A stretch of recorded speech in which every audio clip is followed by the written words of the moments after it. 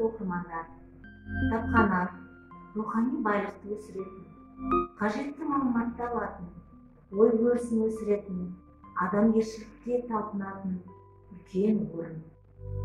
Құрметті оқырмандар, кітапханамызға саяхатты Қазақ орта мектебінің кітапханашылары кітапханамызда бастаймыз. Біздің кітапханамызда әрбір кітаптар сөрелерге, бөлімдерге бөлініп жайғасады.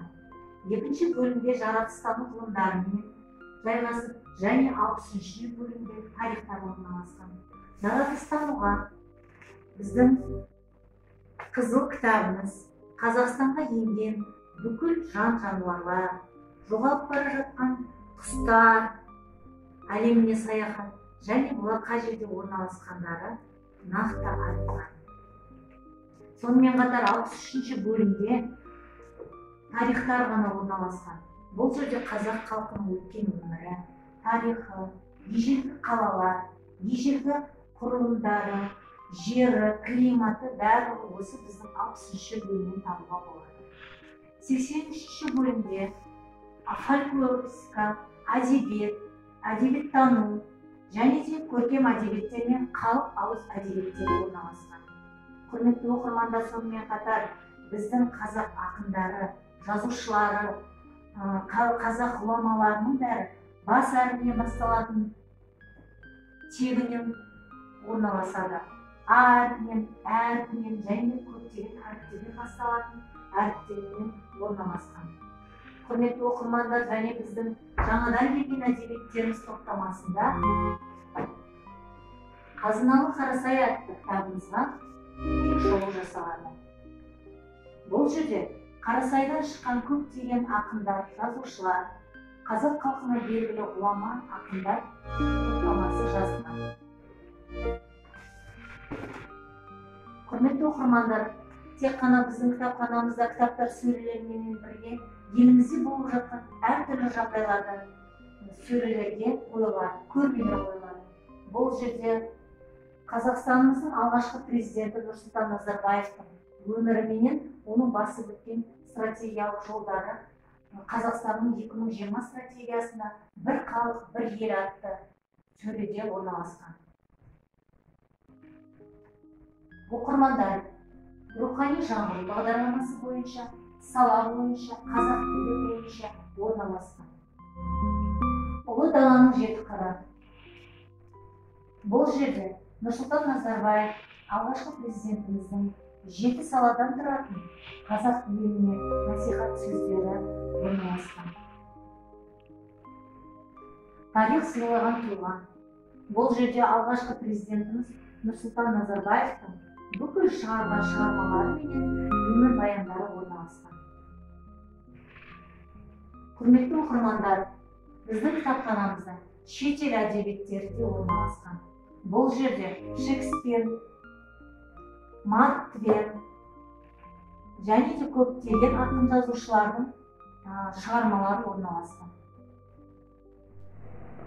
Оқырмандар, және біздің ұстаз мәртебесі атты сөремізге таныстыра өтемін. Бұл жерде ұстаз болу бір бақыт атты кітабымыз және де оқыту тәрбиелеу технологиясы журналымен таныстырамын. Бұл журналда Қазақ орта мектебінің басшысынан бүкіл мектептің орналасқаны және қандай жағдайда екені жазылған.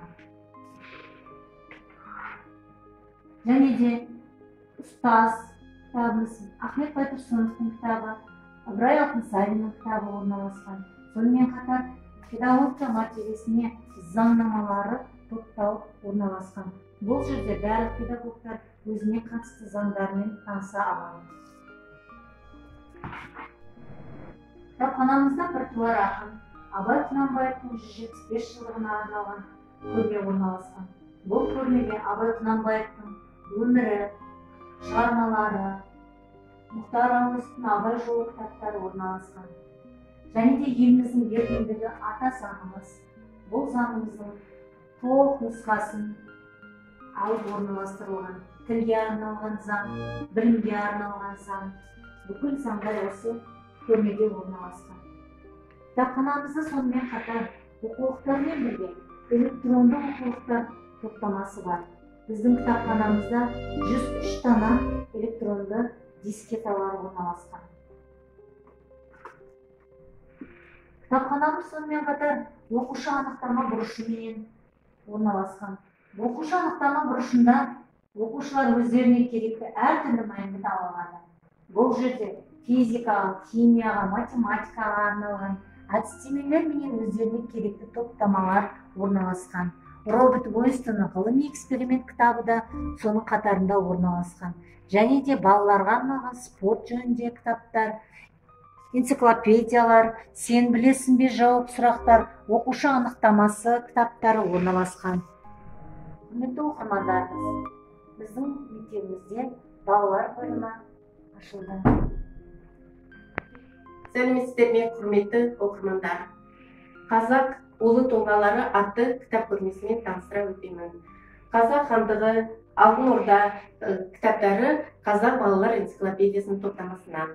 Тарихи тұлғалар Алматы кітап баспасы 2012 жылы шыққан. Ендігі сөреміз ертегілер әлемінде. Бұған кірген қазақ ертегілері, хайуанаттар туралы ертегілер, тұрмыс салт ертегілері, Қожа Насырдың аңыздары туралы. Біздің қазақ кейіпкеріміз Алдар Көсей туралы. Бүкіл әлемдік кітабы Андерсеннің аудармалы ертегілері. Ертегілер еліне кірген, топтамасына кірген Жеті қарға және Хайди деген кітаптар. Кішкентай балалардың неге, бұл не, бұл кім деген сұрақтарына жауап беретін осы танымдық энциклопедия. Және де шет жазушылардың Жюль Верннің аудармалары 15 жасар капитан Стивенсон және Том Сойердің Марк Твеннің Том Сойер деген кітап. Оқырмандар, кітапханамызға келу үшін және де әдебиеттерді алу үшін біздің оқырман кітапшасы деген кітапшаға жазыласыздар. Бұл кітапшада тегі, аты жөні, үй нөмірі және де қай сыныпта оқитындар жазылған. Бұл кітапша оқырман 5 жылға жарамды. 1-ші сыныптан 5-ші сыныпқа 1-ші бөлім, 5-ші сыныптан 11-ші сыныпқа 2-ші бөлім болып осы кітапшалар ашылады. Сонымен қатар осы кітапша арқылы сіздер үйге кітаптар алып, оқып және де қайтарып бізге өткізулеріңіз керек. Құрметті оқырмандар, осымен кітапханаға саяхатымызды аяқтаймыз. Қош сау болыңыздар.